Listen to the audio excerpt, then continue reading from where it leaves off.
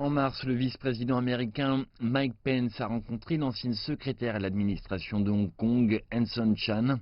Quelques jours plus tard, la présidente de la Chambre des représentants des États-Unis, Nancy Pelosi, a rencontré les législateurs de l'opposition, Dennis Kwok et Charles Mock.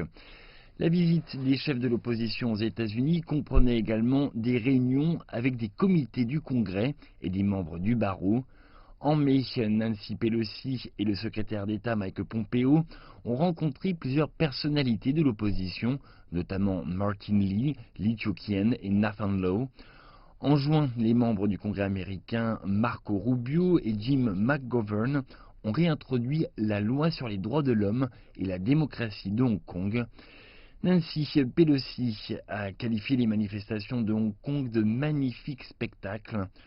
En juillet, Mike Pence et Mike Pompeo ont rencontré le mania des médias, l'opposant Jimmy Lai, pour discuter des amendements de Hong Kong sur les fugitifs. Et au milieu des troubles, Julie Heidi, qui travaille au consulat général des États-Unis à Hong Kong, a été filmée en train de rencontrer des personnalités de l'opposition, Martin Lee et Anson Chan. Elle a également rencontré le leader des manifestations à Hong Kong, Joshua Wong. En septembre, la commission exécutive du Congrès américain sur la Chine a tenu une audience liée à Hong Kong et a invité Joshua Wong et le leader des manifestations, Dennis Ho, à témoigner. En octobre, le sénateur américain Ted Cruz a rencontré Anson Chan et Jimmy Lai à Hong Kong. Il était vêtu de noir pour montrer son soutien aux manifestants.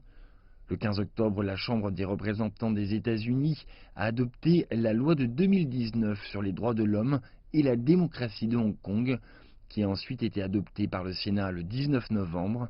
Il a également été rapporté que les États-Unis avaient apporté un soutien financier aux manifestants.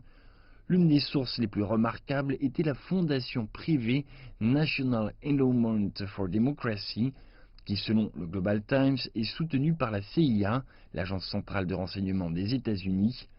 Et selon le site web de la fondation, elle a octroyé des millions de dollars au Solidarity Center et à d'autres organisations à Hong Kong.